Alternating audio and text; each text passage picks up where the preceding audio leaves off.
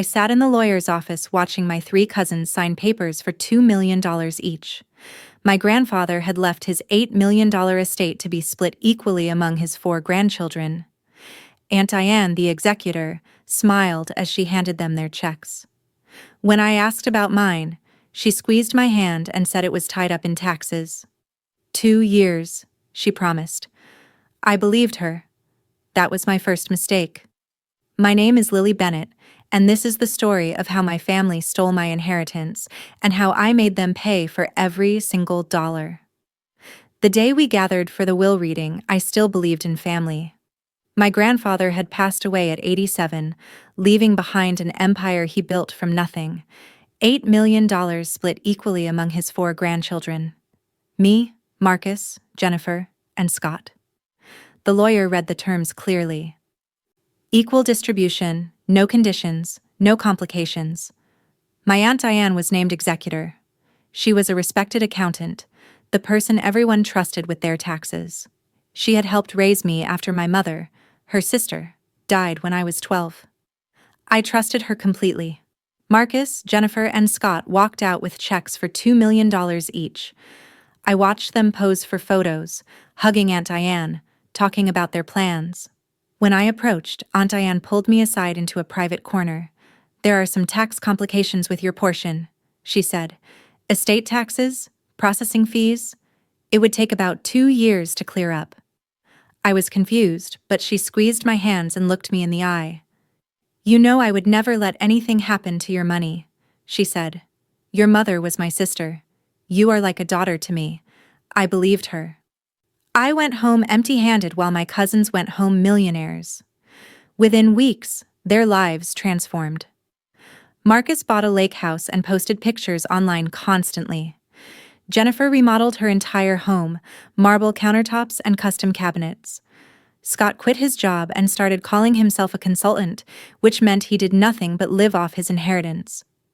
Meanwhile, I kept going to my corporate job, kept living in my modest apartment, kept waiting. Family gatherings became unbearable. Every holiday, every birthday, every casual Sunday dinner turned into a showcase of their wealth while I sat in the corner.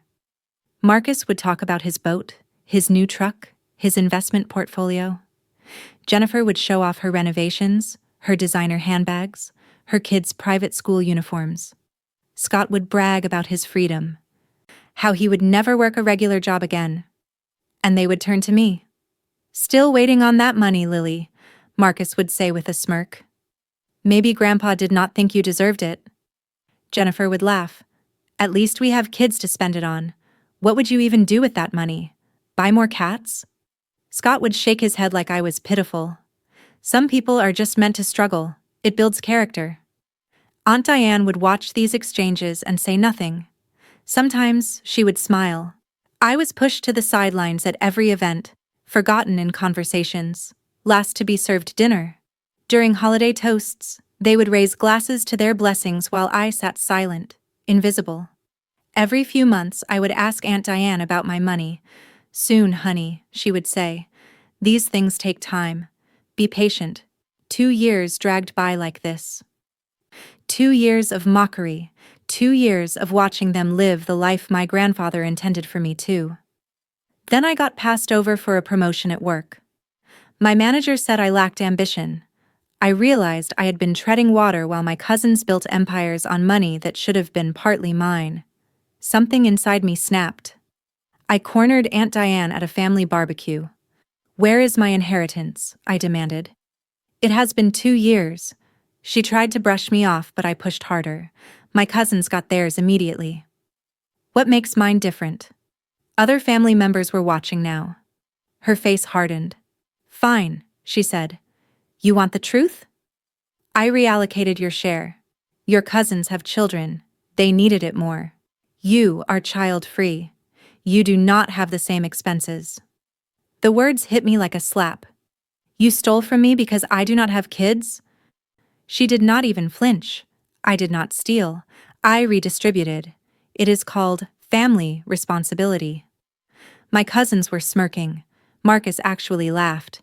Finally, someone said it. You have always been selfish, Lily. I left that barbecue shaking with rage, got in my car, drove home, and pulled out my copy of my grandfather's will. Read it again. To be divided equally among my 4 grandchildren. No conditions. No clauses about need or children. Just equal. Monday morning, I called an estate attorney, told him everything. He listened carefully, asked for documentation. "This is textbook executor fraud," he said. "We can sue for your share plus damages." I hesitated for just a moment. It was family. Then I remembered 2 years of lies, 2 years of cruelty, 2 years of stolen future. "File the lawsuit," I said. The attorney smiled when I signed the papers. "Discovery is going to be very interesting in this case," he said. "Executors who steal from one heir usually steal from everyone." I did not understand what he meant, not yet. But I was about to discover that my missing $2 million was just the beginning of Aunt Diane's crimes. The lawsuit hit them like a bomb. I filed against Aunt Diane and all 3 cousins for executor fraud, breach of fiduciary duty, and conspiracy. Within hours of the papers being served, my phone exploded. Aunt Diane called first, voice shaking with rage. "How could you do this to family?" Then Marcus. "You are destroying us over money. You are disgusting." Jennifer was crying. "My kids are going to suffer because of your greed." Scott just laughed bitterly. "I always knew you were bitter about being alone." I blocked every single one of them. The extended family chose sides fast. Most sided with Aunt Diane because she had always been so good to everyone, so generous, so trustworthy. My own father, her brother, called me. "Your mother would be ashamed of you," he said. I felt something cold settle in my chest. Mom would be ashamed her sister stole from her daughter. He hung up on me. I did not care anymore. I had crossed a line and there was no going back. My attorney subpoenaed everything. Estate records, bank statements, Aunt Diane's personal financial records going back 5 years. Within days, he called me into his office with a strange look on his face. "Sit down," he said. "This is bigger than we thought." The estate was valued at $8 million, but only $6 million was distributed to my 3 cousins. My $2 million was missing. Obviously. But there were other problems. Aunt Diane had charged the estate management fees of 15%. $1.2 million for managing the estate. My attorney tapped the document. Standard executor fees are 3 to 5%. She paid herself over $1 million she was not entitled to. It got worse. She had charged administrative costs, office expenses, consulting fees, travel expenses. Another $400,000 in questionable charges. Then the real bombshell. My grandfather's properties were sold below market value to companies Aunt Diane had connections to. His vintage car collection, worth at least $300,000, was sold for $50,000. The cars were now registered to her husband. My attorney brought in a forensic accountant. "She needs to see all of this," he said. The forensic accountant was a woman named Patricia, who had testified in federal fraud cases. She went through every document with surgical precision. 2 weeks later, she presented her findings. The estate should have been worth closer to $10 million, not 8. Aunt Diane had undervalued assets, skimmed from sales, charged fraudulent fees, and pocketed approximately $2.5 million for herself. But here was the kicker. The $6 million distributed to my cousins was real money, but they each received extra, about $2.6 million instead of $2 million. They got portions of my inheritance split between them. And they knew. Patricia showed me the emails found during discovery. Marcus to Diane. "Thanks for taking care of the Lily situation. She does not need it anyway." Jennifer to Diane. "So grateful you understand family priorities. Children first." They were not just complicit. They were part of it. My attorney looked at me seriously. "This just became a criminal case. I am contacting the district attorney." Everything moved fast after that. The DA took one look at the evidence and filed criminal charges: embezzlement, fraud, theft, forgery.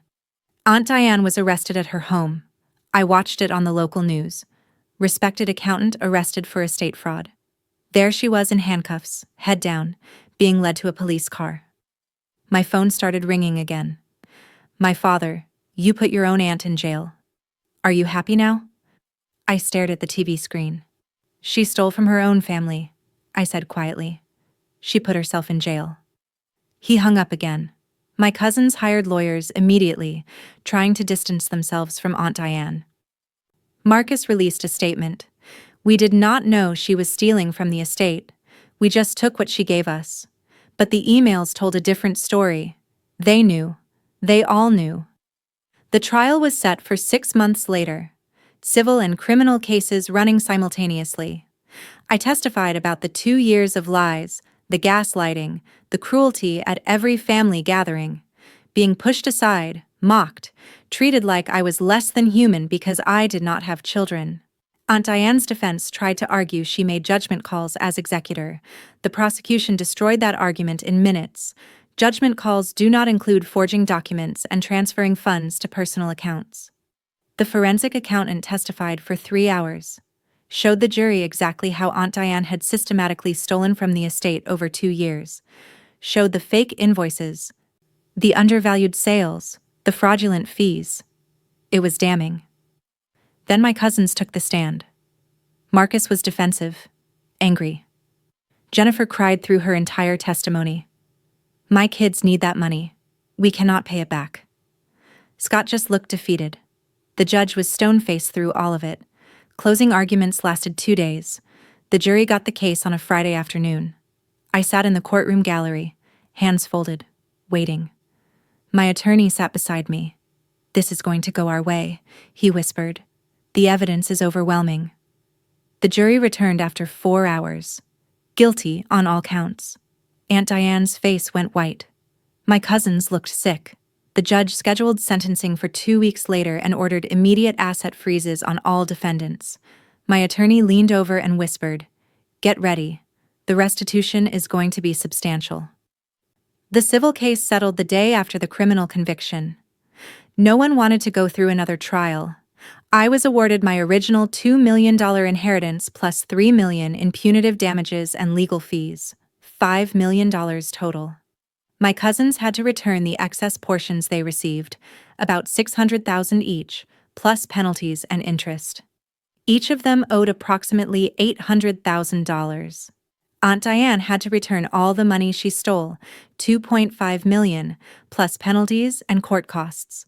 Her total liability was over $4 million. The asset seizures started immediately. Aunt Diane's house was the first to go, the beautiful home she bought with stolen estate money. Then her cars, her jewelry, the vacation property in Florida. Everything was liquidated to pay restitution. Within 3 months, she had nothing left. My cousins faced the same destruction. Marcus's lake house was seized and sold at auction. Jennifer took out a second mortgage to try to pay restitution, then lost her home to foreclosure anyway. Scott's consulting business was revealed as a shell company. His assets were seized too. All 3 filed bankruptcy within 6 months. Their children were pulled from private schools. Their luxury cars were repossessed. The lifestyle they built on my stolen inheritance crumbled to dust. I watched it happen and felt nothing. No satisfaction, no guilt, just cold justice. Sentencing day arrived on a cold Tuesday morning. The courtroom was packed with media and curious onlookers. I sat in the front row, directly behind the prosecution table. Aunt Diane was brought in wearing an orange jumpsuit. She would not look at me. The prosecutor recommended 7 years, the maximum sentence. Her defense attorney begged for leniency. She is a first-time offender, he said, a pillar of the community. She made a mistake. The judge reviewed the case file silently.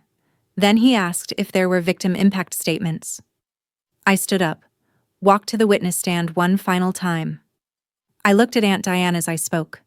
Told the court about trusting her like a mother after my own mother died, about 2 years of gaslighting and lies, about watching my cousins mock me at family gatherings with money stolen from my inheritance. She did not just steal money, I said. She stole 2 years of my life. She stole my grandfather's final gift to me. She stole my family. The judge listened to every word.